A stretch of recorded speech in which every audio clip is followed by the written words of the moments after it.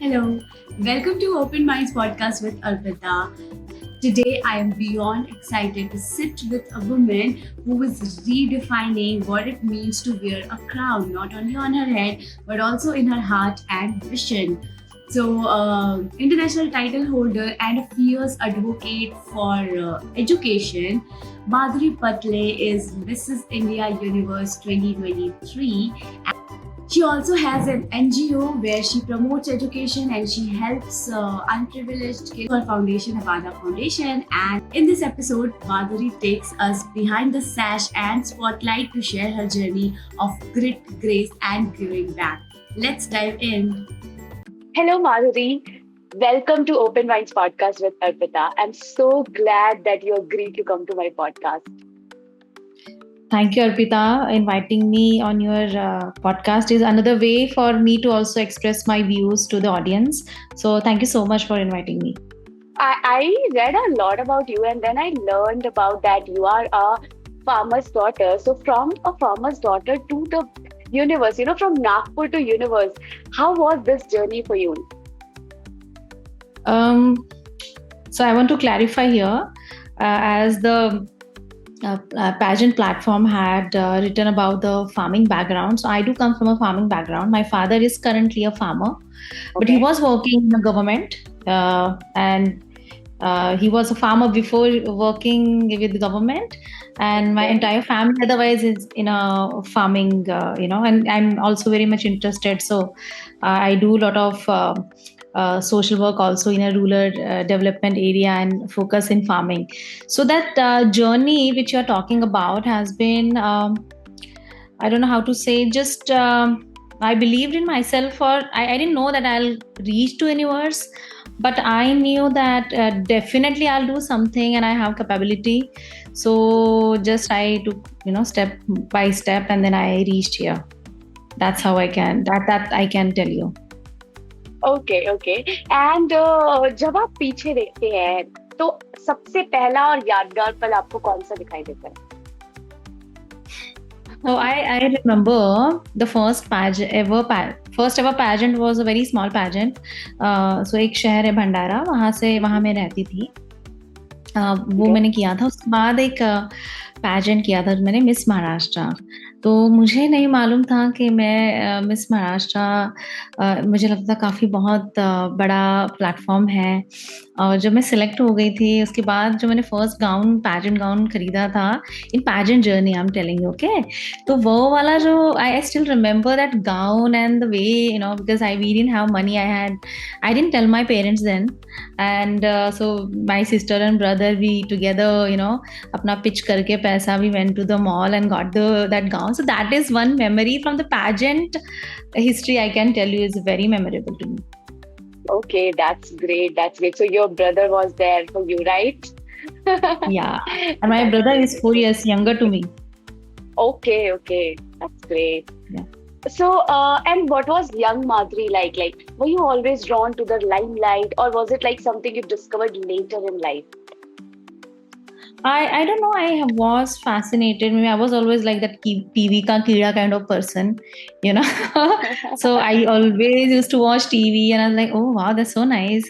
ऐसी भी life होती है, people admire you, and people like you. Maybe most of the people who want to come in limelight are actually the people who want a lot of love from audience and people. So they maybe seek that love from, around people. So when I used to watch it, like, oh, if I also become somebody famous, maybe people will love me, like me, admire me, So yes, thoda sa to kahin na kahin wahan tha, but mostly I always wanted to become an important voice. To become an important voice, you have to have something, or you have to have some kind of fame in sense of in terms of fame you have to have something, in terms of achievement you have to have something, and maybe this field was a comfort zone to me. Okay. Yeah. So also pageantry is very glamorous on the outside, yes, but demands deep inner strength. So what was the biggest challenge you faced on your journey to Mrs. Universe India? So see, when you are participating in Miss category, you are single. So you do not have a lot of responsibilities. At 24 hours are for you, right? But in a Mrs. category, what happens? You're married, and if you have kids, you have a lot of responsibilities on your shoulders, and you have to actually, in a way, pause there, leave your son maybe or a kid maybe with the caretaker, and attend all the session and practice, groom yourself, and how the lady of the house is not available, then every house is a mess, right?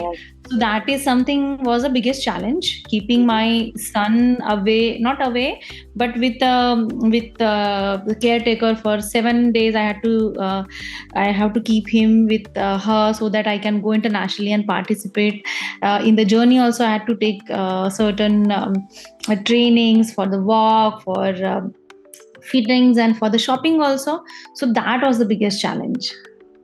Okay, yeah, that's actually tough. I mean, thinking about taking a lot of trainings and also being away from your kid for 7 days, that's challenging, truly challenging. Yeah.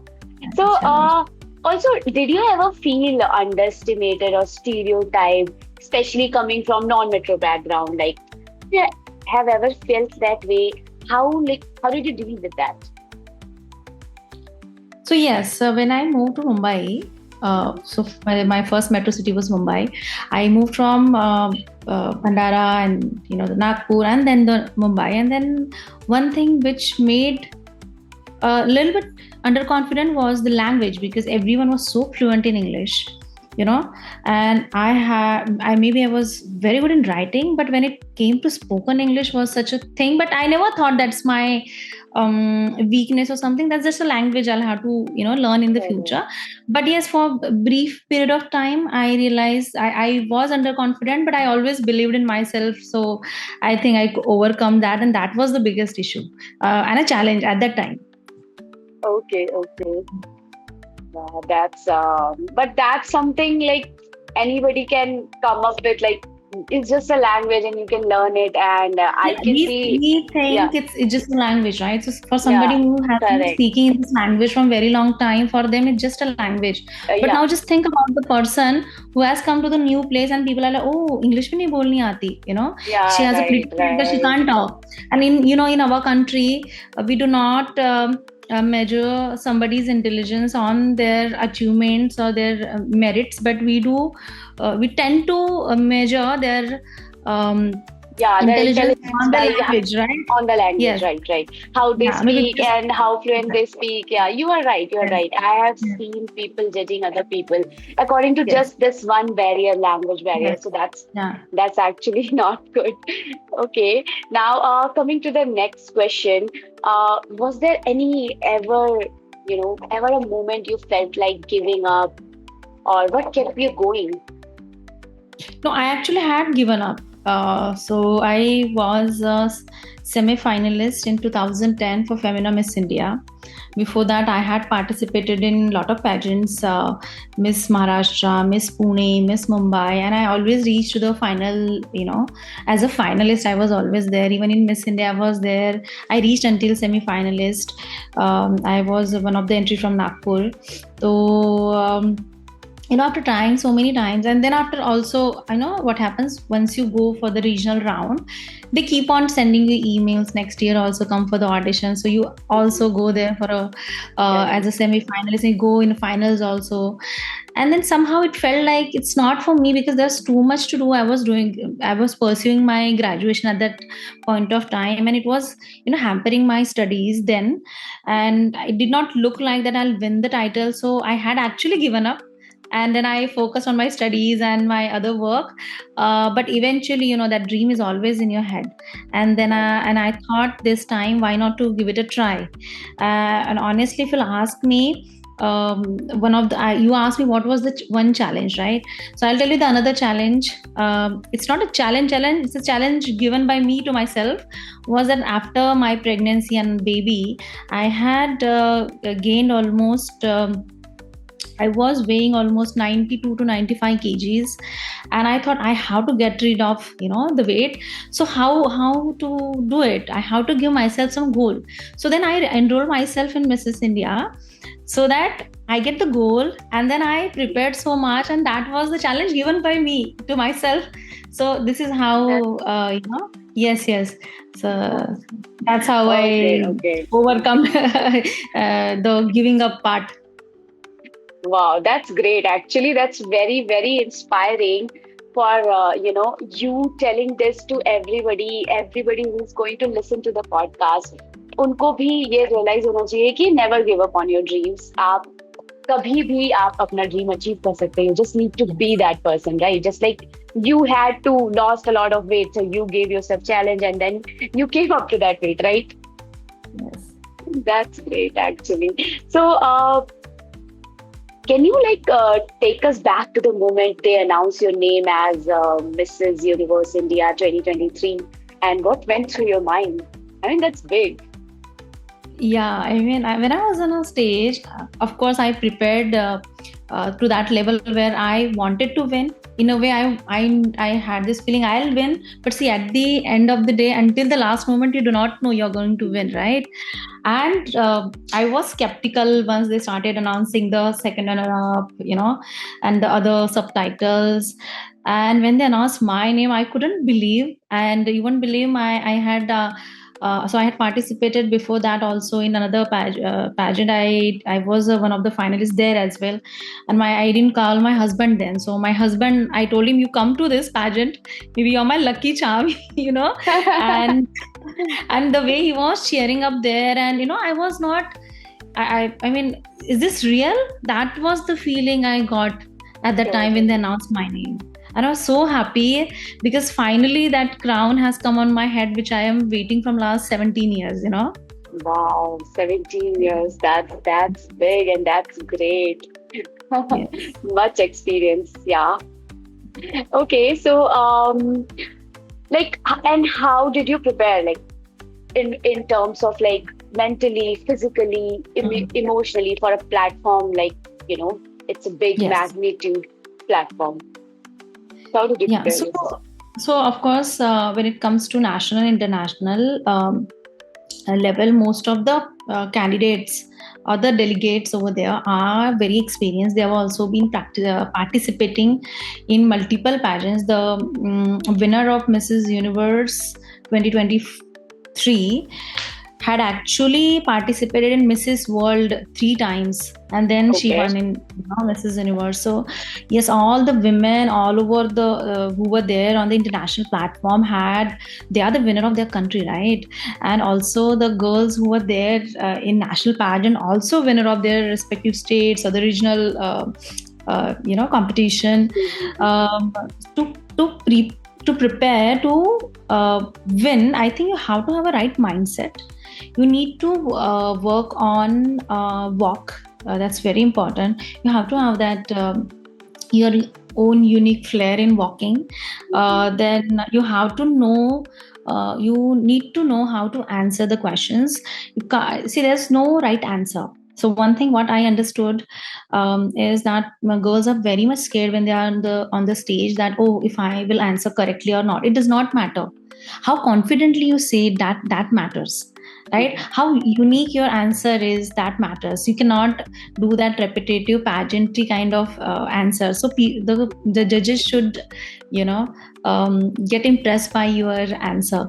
So it's not something I'm boasting. Maybe I'm really very good in answering the questions. That was one of the benefit I always had.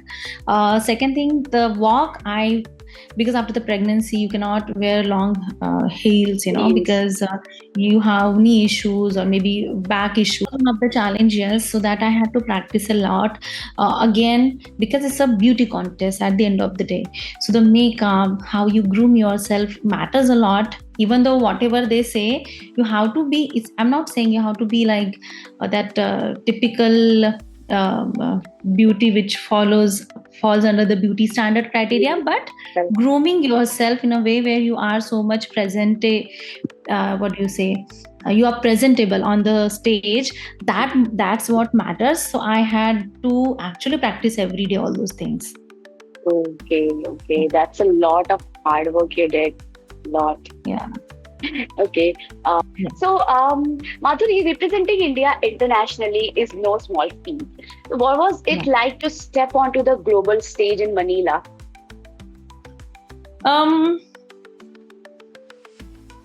Of course, you are nervous because you are competing against those women, and trust me, even though I had lost a lot of weight, somehow in your mind you see a woman who is thinner than you, prettier than you, younger than you, and more groomer than you of course get nervous. But what is more important is, at the end of the day, confidence on the stage. That's what I always kept in my mind.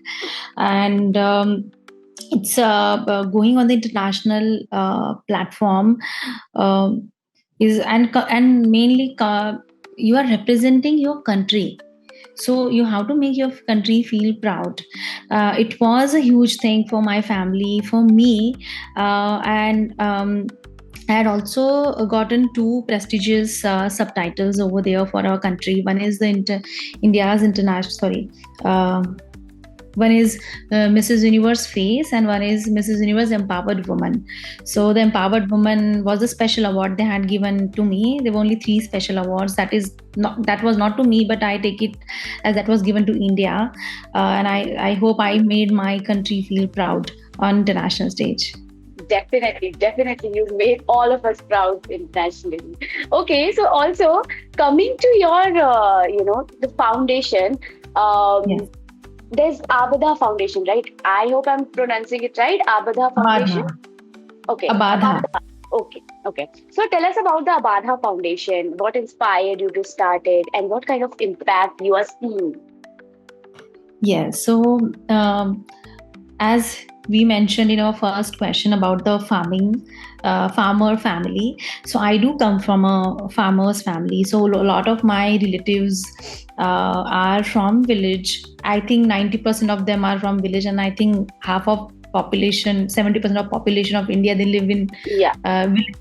So because my mother and father had first and had come to the city from village, I had very close encounter with all the relatives. We used to go to those small villages on every occasion. So I had seen very women fighting for 5 rupees or 2 rupees, literally to the level where they can kill each other or something like that. I've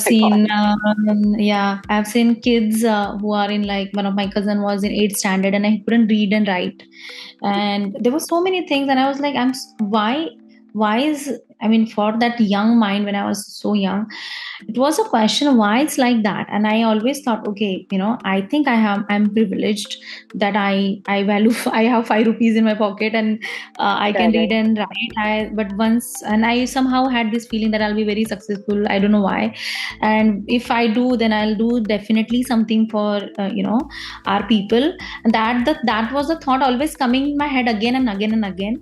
So at one fine day, I was thinking, I'm just thinking about it, and I was not successful, or I have not reached anywhere at that point. When I started, I was just 25 years old. I had finished my certification examination. I was sitting on my in my empty house in Nagpur on the bed, I remember, and I was like, I was searching for a job. Then I had a little bit of money from my previous work in my bank account. So I thought, instead of sitting just searching, let's do something which I always wanted to do. So I just grabbed like few money, went to the market, got some new notebooks, took that government bus, went to my father's village school, and just gave those notebooks to those kids. And then the way they were looking at me felt like a huge responsibility on my shoulder, and I that's how exactly the foundation started. Then I enrolled 12 students from my village in some tuition classes with my money, and I was hoping to have a good result out of it, and unfortunately that's not how it works, right? And then I realized it will be so expensive for me to personally do it, and that's when I realized I should register the foundation, get the donation and stuff. And this is the exact story, how Abada Foundation started and why Abada Foundation started. And you know what is the meaning of Abada? It means freedom.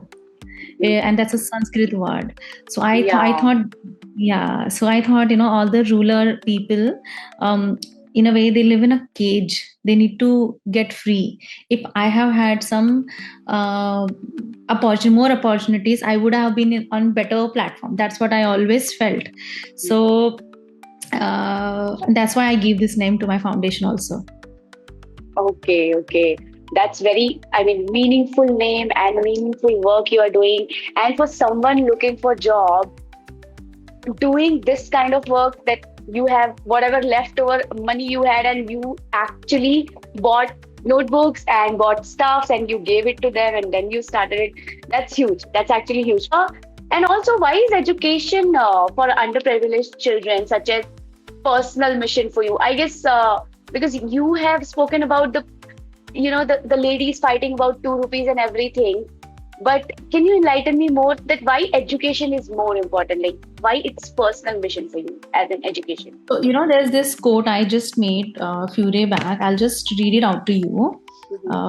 See, even though freedom is everyone's right, you still have to fight for it, right? And for that, you need a weapon to fight anything. And education is the only weapon you can use against any kind of to gain the freedom, right? So I think if you do not educate our youth or people in our country, we will be always in that cage, right? And we think so there are two sides where we think why underprivileged people should be given education and not maybe the physical tangible stuff. But I think if you teach them, make them capable, then only our country will be capable. At the same time, whatever other discriminations are happening in our country will be only solved by education. You are here doing the podcast because you are educated and knowledgeable. That came through the education only, no? Right? I am here today because my mind is open because I have taken proper education. And that's why I think every underprivileged should have, it's a right. Education is everybody's right and nobody should be deprived of it. That's what I think here. Yeah, correct. That's great. That's really great. Also, how do you balance your glam world with your grassroots work, and do they ever collide? So I have set my priorities very straight. So my priority is right now my son is my priority, so I keep him first. At the same time, so because I have to look after him, I have installed my office in my home only. So I do my work, with them. And about the glamour world, until and unless event is very, very important and that weighs more than my son's time, then only I choose to go over there right now because he's too young. So I have to, in a way, in my mind, weigh every day according to what is more important. Okay. So that's how you delegate your work. Like, should I go here or I should require here more? Okay, Madhuri. So, what's one myth about beauty pageants or the pageant industry that you'd like to bust right now? So nowadays there's a lot of things are going around in a pageant industry about inclusivity and involving people from all the background. At some point of time, it's good for the company because they get good PR, but they do not want you to actually win the competition. And I think that's the myth people are having in their mind. And going forward, I think that should be busted, because I think as being an empowered woman, we should not, at least it's my responsibility that I should not mislead other women to, just give up on something else and come in this just because they have gotten this information somewhere. Oh, okay. That's actually important information. Yeah. And how do you think pageants today can go beyond beauty and truly empower women? See, pageants are eventually a platform for you. You cannot ask a pageant company or the organizer to make you empower.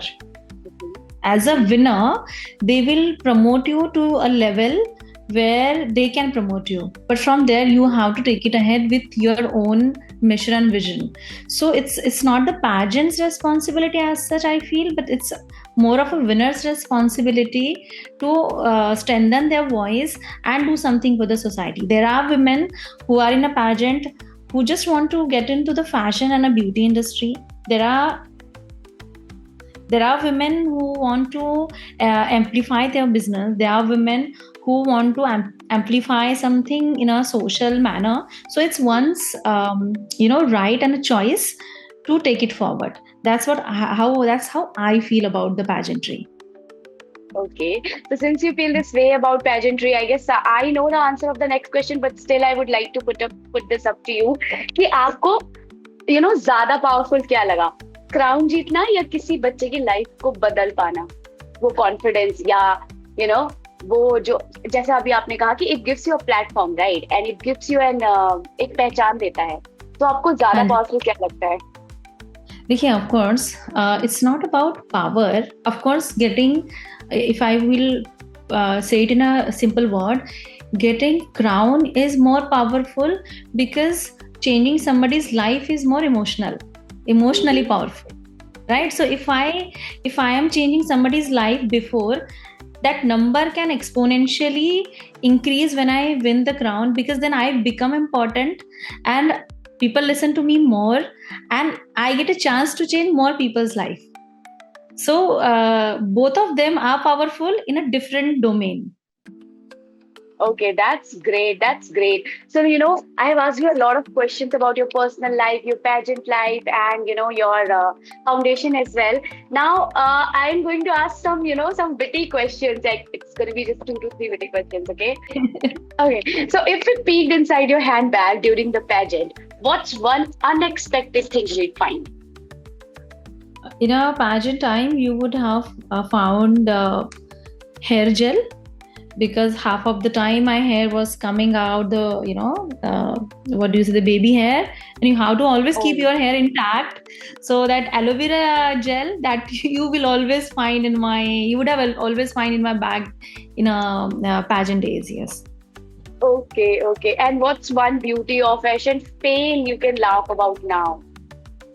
Those saris with the border which used to come before, all the celebrities. I was looking at those posts a few days back on Instagram, and I was thinking, yeah, that is the one. I think I wanted to love you. And my mom had those saris where you remember this border on the sari, the thick border and some butta wala work kind of saris. That is the fashion. I think I used to laugh then also, and I will laugh now also. Okay.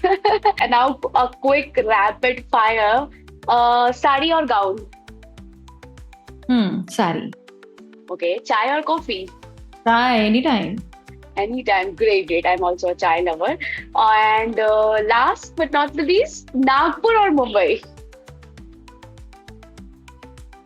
Mumbai. Okay.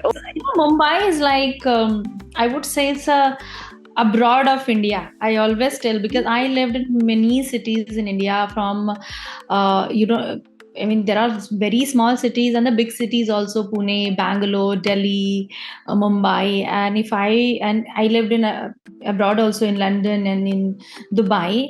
If you give me a chance among all the cities, I will always choose Mumbai. Wow, that's great. And tell me, what's one food you love in Mumbai? Vada pav. Vada pav. Oh my god. Yeah. Okay, everybody loves vada pav, right? Oh my god. My one of my reel is about vada pav, and that went into millions also. So amazing. That's great. In Mumbai, there's this spot in front of Mithi Bai. It's very famous. Okay. So whenever I travel, I always ask my cab guy to take me through that stall. I always eat. I keep my stomach empty, for that vada pav, Anand vada pav. Okay, so whenever I'll be in Mumbai next, I'm going to try that. Yeah, please. That's if you ask anybody where I should go for vada pav, that's the only place they'll suggest you also. I'll just definitely try. And thank you so much for giving me your valuable time. It was really, really great chatting with you. You're welcome, Arpita. And thank you so much for inviting me on your show. And I hope we see each other more in future. Yeah, sure. To more collaboration. Thank you. Bye bye. Wow, what an incredible conversation with truly inspiring Madhuri Patle. And Rural Roots to International Runway, her journey reminds us that strength isn't about where you come from, it's about where you're willing to go and who you take along with you. And if this episode sparked something in you, don't forget to like, comment, share, and subscribe to Open Minds Podcast with Arpita. Until next time, stay curious, stay kind, and keep your minds open. Bye.